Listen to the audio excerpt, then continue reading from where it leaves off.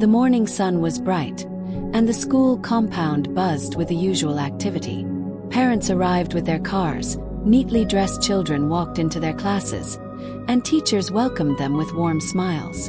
It was one of those mornings when the air smelled of fresh books, polished shoes, and the sweet scent of flowers from the school's well-kept garden. Lucy stood close to her car, waving at her children as they hurried toward their classrooms. She loved mornings like this, when everything looked orderly and full of promise. Her youngest son, Nathan, turned back to give her one last wave before disappearing into his classroom. Lucy smiled and adjusted her scarf. Just then, Agnes walked over, her heels clicking against the tiled pathway. Agnes was also a parent at the school. She was tall, elegant, and carried herself with a kind of pride that often made people notice her. She smiled briefly at Lucy, but her eyes were fixed on someone else, a young girl in a neatly pressed school uniform who was walking just behind Lucy's children.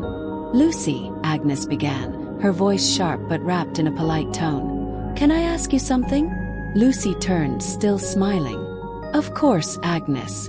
What is it?" Agnes folded her arms and looked at the girl again. The young girl was Sarah, Lucy's housemaid. Sarah looked about 15 years old. Her books clutched tightly to her chest as she hurried to keep up with the other children. "Why?" Agnes asked, her voice firm. "Do you allow your maid to attend this school? With your children?" Lucy blinked, not quite understanding at first. "Sorry?" she asked softly. Agnes raised her chin slightly. "That girl, the one carrying books, isn't she your maid?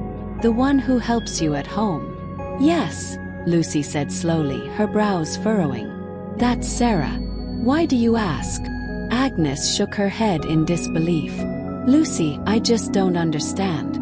How can you let a maid, your maid, attend the same expensive school as your children? Don't you see something wrong with that?" Lucy felt a strange mix of surprise and confusion. She had expected Agnes to maybe compliment Sarah for looking so smart in her uniform, or perhaps to admire the way Lucy treated her. But this, Lucy didn't know what to say immediately. Agnes continued, her voice louder now, drawing the attention of a few other parents nearby. "These schools are meant for children of class and status, for people like us. That girl is a maid. She belongs to a different level of life. You are mixing things up by bringing her here. Maids are not supposed to sit in the same classroom with rich people's children. Destroys boundaries. It spoils the order of things." Lucy stood in silence for a moment, staring at Agnes. She couldn't believe what she was hearing. "Agnes," she finally said softly, "Sarah is like a daughter to me. She lives with us. Why should she not attend the same school as my children if she has the brains and the willingness to learn?" Agnes scoffed. "Because it's not her place. Can't you see? You are raising her above her level. Children like Sarah should be in schools with poor facilities, struggling to survive, not in polished classrooms with air conditioners and computer labs. That's what makes order. This world runs on class, Lucy. If you break that, you confuse everyone." By now, a few more parents had stopped to listen, their faces showing mixed reactions. Some curious, some uncomfortable. Lucy felt a heat rising in her chest. She had never thought such words could come from another woman, another mother. Agnes leaned closer, lowering her voice but not her harsh tone. "You are wasting money on her. A maid should wear old clothes, eat what's left after the family has eaten, and sleep on the floor, not in a good bed. Giving her this kind of privilege is dangerous. Tomorrow, she will think she is equal to your children. Is that what you want?" Lucy's lips parted, but no words came out immediately. She was too shocked. Her eyes fell on Sarah, who had stopped at the school gate, uncertain whether to go in or wait for her madam. The poor girl's face was pale with fear, as if she understood what was being said about her. Lucy's heart ached. She wanted to hug Sarah right there, to assure her that she was not less than anyone else. But Agnes was still speaking, her words sharper with every sentence. "Lucy, I am telling you this as a friend," Agnes said, placing a manicured hand on Lucy's arm. "Stop this mistake. Withdraw that girl from this school and put her where she belongs. It is better for everyone." Lucy pulled her arm gently away, her face calm but her eyes burning with disappointment. She felt like her ears were betraying her, but no, she had truly heard Agnes. These words had come from the mouth of a fellow mother, a woman she once admired for her confidence. The bell rang from inside the school building, calling the students to assembly. Sarah quickly ran inside, still looking back at Lucy for comfort. Lucy waved at her and forced a small smile, though her heart was heavy. She turned back to Agnes, her voice quiet but firm. "I will think about what you've said." Agnes smiled triumphantly, as if she had won the argument. She adjusted her bag and walked away, heels clicking again on the tiled floor. Lucy stood still, her heart pounding. She knew she would never see Agnes the same way again. The morning that had started so beautifully had suddenly turned into one of the heaviest moments of her life. The next morning, Lucy arrived at the school a little earlier than usual. She had hardly slept the previous night. The words Agnes spoke kept replaying in her mind like a stubborn song. She had tossed and turned in bed, wondering how a woman, a mother, could believe that another person's child deserved less simply because she was a maid. Lucy believed education was a gift, a tool that lifted people out of poverty and gave them hope. To her, it didn't matter where a child came from. What mattered was their determination to learn and their chance to do better in life. But Agnes had spoken with such confidence, as though her way of thinking was the rule of life. Lucy sighed as she leaned against her car. She saw Sarah walking hand in hand with Nathan, chatting happily. Her face lit up with a smile. For that moment, Lucy felt comfort. Sarah had already changed so much since joining the school. She spoke better English, she was more confident, and she was even helping Nathan with his homework. Just then, Agnes appeared again. She walked with her usual elegance, her handbag swinging lightly, her hair perfectly styled. She greeted another parent with a warm smile, but when her eyes landed on Lucy, her face grew serious. "Lucy," she said as she walked over, "I hope you thought about what I told you yesterday." Lucy looked at her, calm but guarded. "I did. And I still can't understand why you see things that way." Agnes raised her eyebrows. "Then let me explain better," she said firmly, as if she had been waiting for this moment. Several parents were standing nearby, talking in small groups. Agnes didn't seem to care that they might overhear. She straightened her shoulders and began to speak. "Lucy, society has order. There is a reason why some people are rich and some are poor. It is how the world balances itself. Maids, servants, and workers. These people are necessary, but they are not supposed to rise above their level. When you put your maid in this school, you are breaking that order. You are confusing her. You are making her think she can be like your children. That is not how life works." Lucy's heart ached as she listened. Agnes' voice was full of conviction, as though she was delivering a lecture. Parents nearby had gone quiet, some pretending not to listen, but their ears were clearly tuned in. Agnes continued, her tone sharpening with every word. "Do you know what happens when you treat maids like equals? They lose respect for you. Tomorrow she will begin to talk back. She will no longer know her place. She will no longer be humble. That's why I say, feed them leftovers, let them wear second-hand clothes, and let them go to poor schools. That way, they remember who they are." Lucy closed her eyes briefly, almost in pain. She couldn't believe such words were being spoken so boldly in a school environment, where every child should be seen as equal. She opened her mouth to respond, but Agnes was not finished. "Do you know how much these schools cost?" Agnes said, her eyes narrowing. "Millions of naira every year. Why would you waste that on a maid? She will not repay you. She will leave you one day. She may even betray you. That money should be invested in your children, in their future, not in someone else's child. That is foolishness, Lucy." Lucy looked at her, her voice calm but firm. "Agnes, Sarah is not someone else's child. She lives with me. I am responsible for her. She deserves a chance like any other child." If God has blessed me with more, why should I not share it with her? Agnes laughed lightly, shaking her head. You are too soft-hearted, Lucy. That softness will cost you. You may think you are doing good, but you are setting yourself up for regret. Mark my words. Lucy felt a lump in her throat. She could see Sarah and Nathan at a distance, happily chatting with some classmates. Sarah was laughing, her eyes shining in the sunlight. Lucy thought of the orphanage Sarah had come from, the hopelessness in her eyes when she first met her. How could anyone look at that girl and say she deserved less? Lucy finally spoke, her voice steady but low. Agnes, love does not reduce anyone. It only multiplies. Treating Sarah with care will not reduce my children. It will teach them compassion. It will teach them to see people as people, not as classes.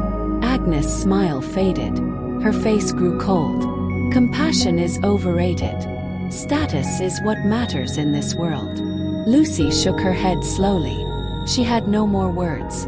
The argument felt pointless. It was as though Agnes had locked her mind and thrown away the key. The school bell rang again, and children began gathering for the morning assembly. Parents started leaving one by one, but the tension between the two women lingered like smoke. Agnes leaned closer, whispering, "You'll see I am right one day." Then she turned and walked briskly toward her car. Lucy stood rooted in place, her mind heavy. She knew she would have to share this with her husband later. Maybe he could help her make sense of what she had just witnessed. But deep inside, Lucy knew she had no intention of pulling Sarah out of the school. Not now, not ever. She sighed, whispered a prayer under her breath, and walked back to her car. The day had only just begun, but her spirit already felt tired. The following week passed slowly, but the weight of Agnes' words stayed with Lucy like a shadow she couldn't shake. Every time she saw Sarah sitting at the dining table with her children, doing homework, or even laughing at their silly jokes, Lucy thought of Agnes' belief that Maid should be treated poorly. It pained her deeply. One afternoon, as Lucy sat in her living room folding freshly laundered clothes, Sarah walked in with Nathan and Claire, her older daughter. They had just returned from school and were giggling about something that happened in class. Sarah's face was glowing, her cheeks flushed with excitement. She carried her books with the same pride Nathan and Claire carried theirs. "Mommy, Sarah answered a very hard question today in maths," Nathan exclaimed proudly. Even the teacher was surprised. Sarah blushed and shook her head. "It wasn't that hard," she said softly. Lucy's heart warmed. This was why she had fought so hard to put Sarah in the same school. She could see Sarah growing, blossoming, becoming more than the frightened, timid girl she had been when she first came into their home. She knew in her heart that Agnes was wrong. But she also knew she couldn't let the silence continue. Agnes needed to hear the truth. The chance came sooner than Lucy expected. On a Wednesday morning, after the children had gone into their classrooms, Lucy found herself standing near the flower garden at the edge of the school compound. She was admiring the bright hibiscus flowers when Agnes walked up to her again. Agnes smiled thinly, as though nothing had happened. "Lucy," she said, "have you thought about our discussion? I hope you've taken my advice seriously." Lucy turned slowly, her eyes calm but steady. "Yes, I have thought about it, Agnes," she replied. "But I don't agree with you." Agnes blinked, surprised. "Excuse me." Lucy took a deep breath. This was the moment she had been waiting for. "Agnes," she began softly, "do you know what it feels like to be treated as less than human? To eat only when others are done. To wear clothes that nobody wants anymore. To be told that your life is only good enough for scraps." Agnes frowned, shifting uncomfortably. "That's how it has always been. That's how it should be." Lucy shook her head firmly. "No, that is not how it should be. That is how cruelty continues in this world. That is how children like Sarah grow up thinking they are worthless. And it's wrong." Agnes opened her mouth to argue, but Lucy raised a hand, her voice growing stronger. "Sarah is a child, just like Nathan and Claire. She laughs, she dreams, she struggles, and she hopes. She may be my maid today, but tomorrow she could be a doctor, a lawyer, or a teacher. Who are we to decide her limits? Who are we to say she doesn't deserve good food, good clothes, or good education? Who are we to tell her she cannot sit beside my children in class? Agnes' face reddened slightly. Some parents nearby paused in their conversations and glanced toward them. Lucy didn't care. She had kept quiet long enough. Agnes, you say society is built on order. I say society is broken when we deny others the right to grow. You say compassion is weakness. I say compassion is strength. My children are learning not just from books but from how I treat people. If they see me treating Sarah like trash, what will they learn? That they are better than others. That love should be selective. No, Agnes. They must learn that every life matters. Agnes crossed her arms, her lips tight. You are being dramatic, Lucy. You will regret this one day. Lucy took a step closer, her eyes unwavering. No, Agnes.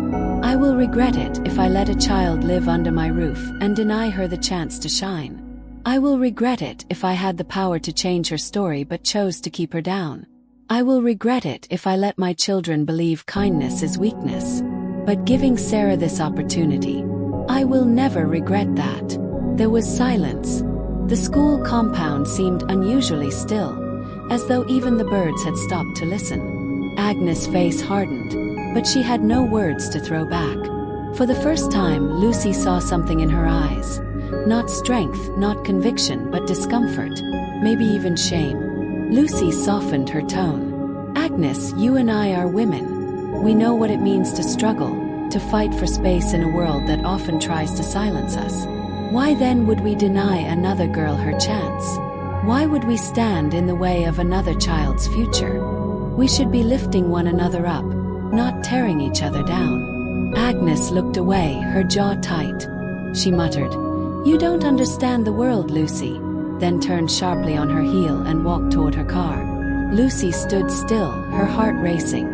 She had not planned those words, but they had flowed out of her like water bursting through a dam.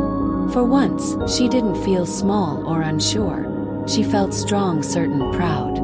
Sarah, who had been waiting quietly near the school entrance, came running to her. "Madam Lucy, are you okay?" she asked timidly. Lucy smiled, her eyes moist. She knelt down, held Sarah's shoulders and whispered, "Yes, my dear, I'm more than okay. And you will be okay too. Don't ever forget, you deserve to be here." Sarah's face broke into a smile so pure, so bright, that it melted the heaviness in Lucy's heart. As Lucy drove away from the school that morning, she felt lighter. Agnes might not have changed, but Lucy knew she had spoken the truth, and sometimes speaking the truth was enough. That evening, Lucy sat on the edge of her bed, staring at the wardrobe across the room. The house was quiet except for the faint sound of the children laughing in the sitting room as they watched cartoons with Sarah. Dinner had been eaten, plates cleared, and the day was slowly winding down. But Lucy's mind was far from calm. She thought again of the confrontation with Agnes earlier in the morning. The sharpness of Agnes' words, the coldness in her eyes, the way she insisted that compassion was weakness. And then the silence that followed when Lucy had spoken from her heart. Even though she had felt strong in that moment, the heaviness of the entire situation lingered. Just then, the door opened and her husband, Michael, walked in. He was still in his office clothes, his tie slightly loosened, and his face carrying the tiredness of the day. But when he saw Lucy's expression, he paused. "You look troubled," he said gently, walking toward her. "What's wrong, love?" Lucy tried to smile, but it faltered. "Michael, something happened at school today. Actually, it's been happening since last week. I didn't want to bother you with it at first, but it's weighing on me." Michael sat beside her on the bed, placing his hand on hers. "Tell me. You know you can always talk to me." Lucy took a deep breath. She told him everything, from the very first day Agnes confronted her in the school compound to the heated exchange by the flower garden that morning. She repeated Agnes' exact words, about how Maid should eat leftovers, wear old clothes and attend poor schools. She spoke slowly, carefully, but her voice broke at times, especially when she described how Sarah had looked when she overheard. Michael listened in silence. His face changed gradually, from curiosity to shock to anger, and finally to deep disappointment.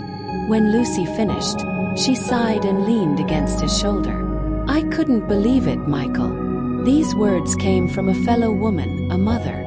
And she said them so boldly, as if she was defending the truth. I couldn't keep quiet anymore. I told her exactly how I felt, but still her words hurt me. They've been echoing in my head all day." Michael exhaled heavily and shook his head. "I never imagined Agnes could think like that. It's heartbreaking. How can a mother, someone who knows the value of love, say such things about another child? Does she not realize that her words could destroy a soul?" Lucy's eyes welled up. "I kept thinking of Sarah, of how she looked when Agnes said all that. She's just a child, Michael. She didn't choose to be born into hardship. She didn't choose to become a maid. And yet, Agnes talks about her as if she's less than human." Michael pulled her closer and kissed her forehead. "You did the right thing, Lucy. I'm proud of you for standing up for Sarah. You said what needed to be said. Don't let her words trouble you." Lucy hesitated, then whispered, "But what if Agnes is right in some way? What if giving Sarah these opportunities creates problems in the future? What if she becomes proud or ungrateful?" Michael looked at her intently. "Lucy, listen to me. Love is never wasted. Maybe Sarah will make mistakes in the future, just like Nathan or Claire might. But we can't deny her the chance to become someone better because of fear. If we give her love and she misuses it, that's on her. But if we refuse to give her love, that's on us. And I don't want us to carry that guilt." Lucy's heart softened at his words. She had always admired Michael's sense of fairness and wisdom. He had a way of cutting through fear and doubt with simple truth. "You know," Michael added with a faint smile, "I think what Agnes fears is not really Sarah. What she fears is change. She fears a world where the old lines of rich and poor, master and servant, are blurred. Because if those lines disappear, she no longer feels superior. And people like her cling to that superiority because it's all they have." Lucy nodded slowly. That made sense. Agnes wasn't just protecting order. She was protecting her pride. Michael squeezed her hand. "But we don't have to live like that. Our home can be different. Our children can learn to see others with respect and kindness. That is the legacy we should be proud of." For the first time all day, Lucy smiled. She felt lighter, as though a heavy stone had been lifted from her chest. "Thank you, Michael. I needed to hear that." They sat together in silence for a while, the quiet of the room wrapping around them like a soft blanket. Then they heard a gentle knock on the door. It was Sarah. She peeked in shyly, holding Nathan's schoolbook in her hand. "Madam, sir," she said softly, "Nathan asked me to help him with this maths question. Can I sit here with you?" Michael and Lucy exchanged a glance, their hearts melting. "Of course, Sarah," Lucy said warmly. "Come in." Sarah tiptoed inside and sat cross-legged on the carpet, spreading the book on the floor. Nathan followed, grinning. Together, the children bent over the page, their voices blending in soft chatter. Michael leaned closer to Lucy and whispered, "Look at them. Do you see pride? Do you see arrogance? Well, you see a child who has been given a chance, and she's using it. That's what matters." Lucy nodded, her eyes glistening. "Yes, that's what matters." She leaned against him once more, a sense of peace finally settling in her heart. She had faced Agnes' harshness, she had spoken her truth, and now she knew. Her family was on the right path. The next day was Saturday, and the house was lively. Nathan and Claire were running around the compound with their bicycles, their laughter ringing through the air. Sarah was inside, helping Lucy with some light chores. Michael was in the living room, catching up on a football match he had missed during the week. Lucy moved from room to room, dusting shelves, adjusting curtains, and thinking. The incident with Agnes still lingered heavily in her mind.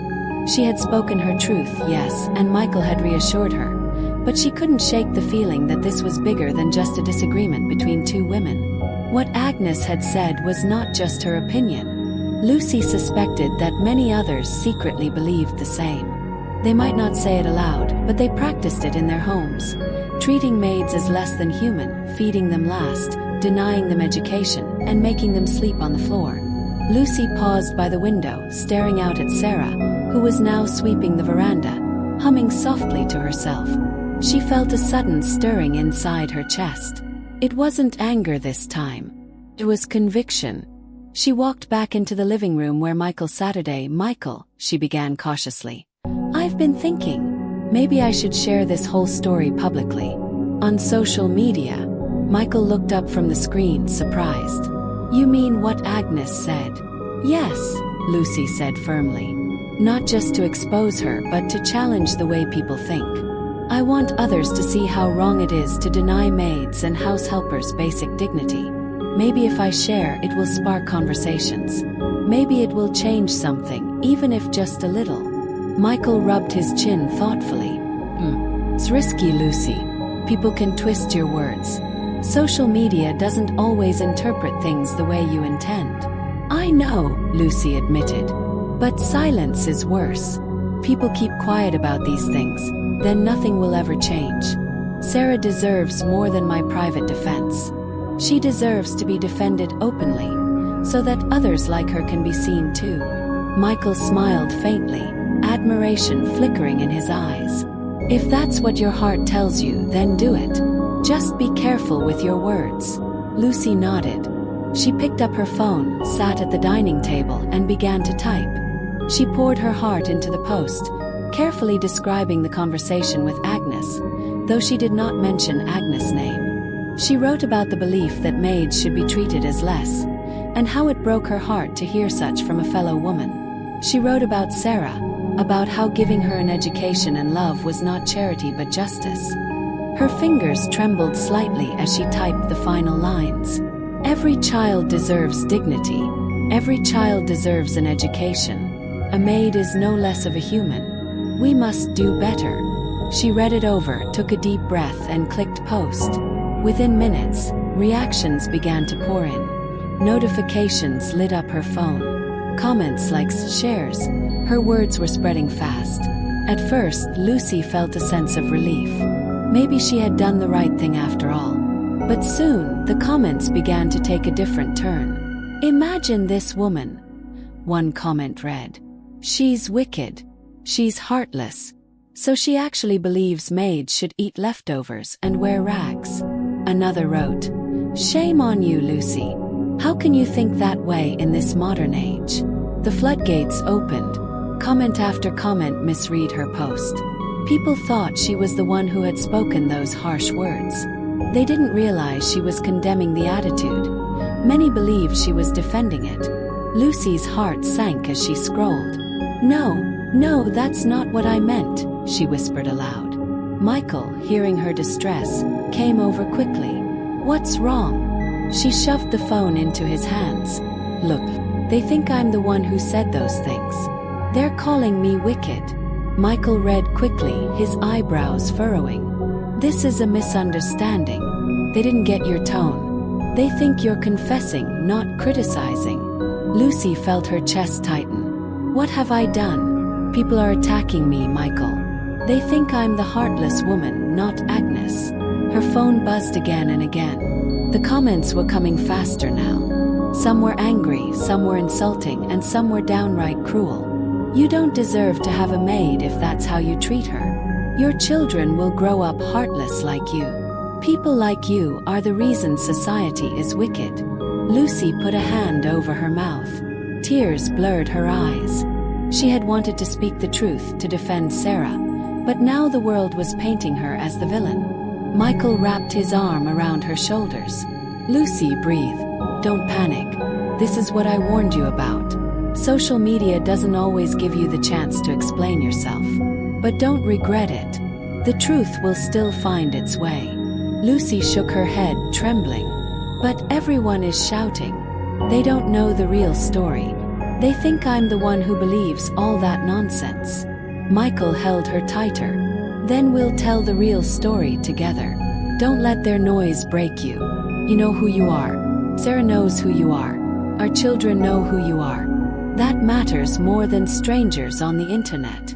Lucy wiped her tears, though the sting in her chest remained. The noise online was deafening, but Michael's words were like an anchor, steadying her. Still, as she lay in bed later that night, the glow of her phone lighting up the room with endless notifications, Lucy couldn't help but wonder, would anyone ever believe her side of the story? Or would the world continue to brand her a wicked and heartless woman? The morning sun spilled through the curtains, but Lucy hardly noticed. She had barely slept. Her phone had buzzed non-stop through the night. Each time she closed her eyes, the harsh comments echoed in her head. Wicked, heartless, cruel. Her chest felt heavy, her mind exhausted. She turned over on the bed and saw Michael already awake, scrolling on his phone. He noticed her movement and gave her a small smile. "Good morning," he said gently. Lucy groaned. "Morning, if we can call it that. Did you see the comments?" "It's worse than yesterday." Michael nodded. "Yes, I've seen them. But Lucy, I also saw something else. Not everyone is against you.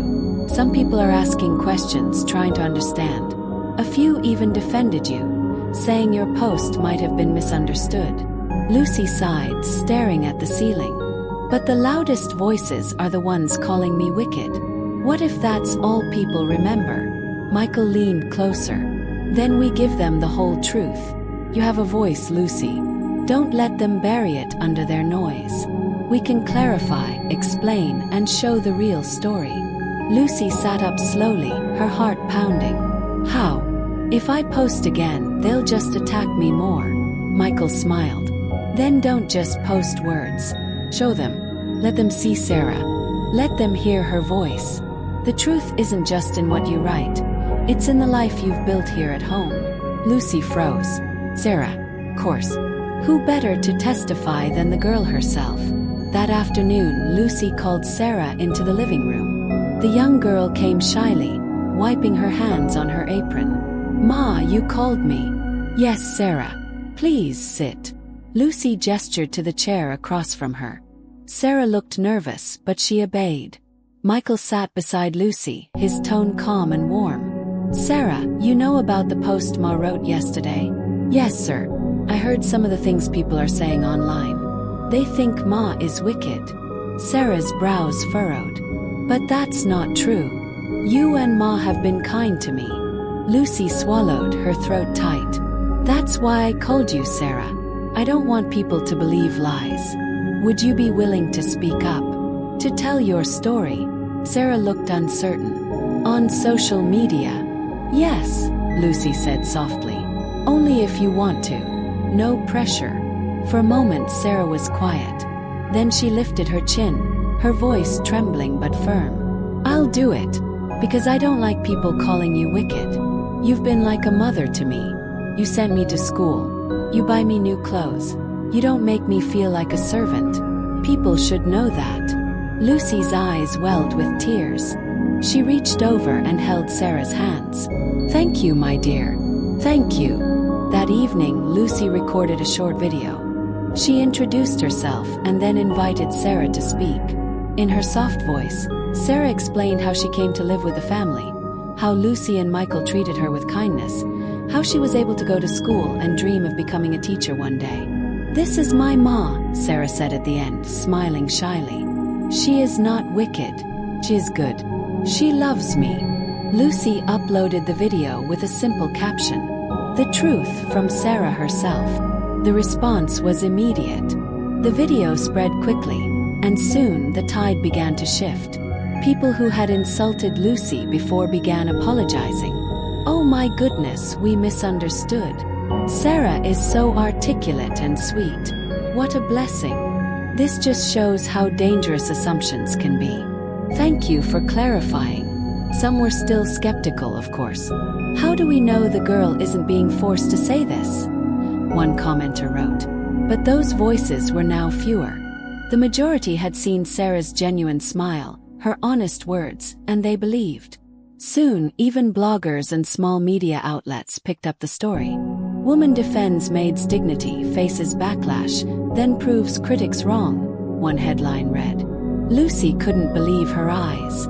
She hadn't sought fame, but now the story was being told on platforms bigger than her own page. That weekend, Lucy was invited to speak on a local radio program about domestic workers' rights and the importance of treating them with dignity. At first, she hesitated, but Michael encouraged her. "This is your chance, Lucy. You've started something important. Don't stop now." So she went. On the radio, Lucy spoke simply from her heart. A maid is not an object. A maid is not a slave. A maid is a human being, often a child with dreams, hopes, and fears. Why should we deny them the right to education, decent food, and love? Why should we strip them of dignity simply because of their status? Wrong. And as women, as mothers, as human beings, we must do better. Her words resonated far and wide. Calls came into the program, some agreeing, some challenging her, but all acknowledging that the topic was important. When she returned home that evening, Sarah rushed to hug her. "Ma, everyone in school is talking about it. They saw me on the video. Some even said I inspired them." Lucy hugged her tightly, tears in her eyes. "You inspire me too, Sarah."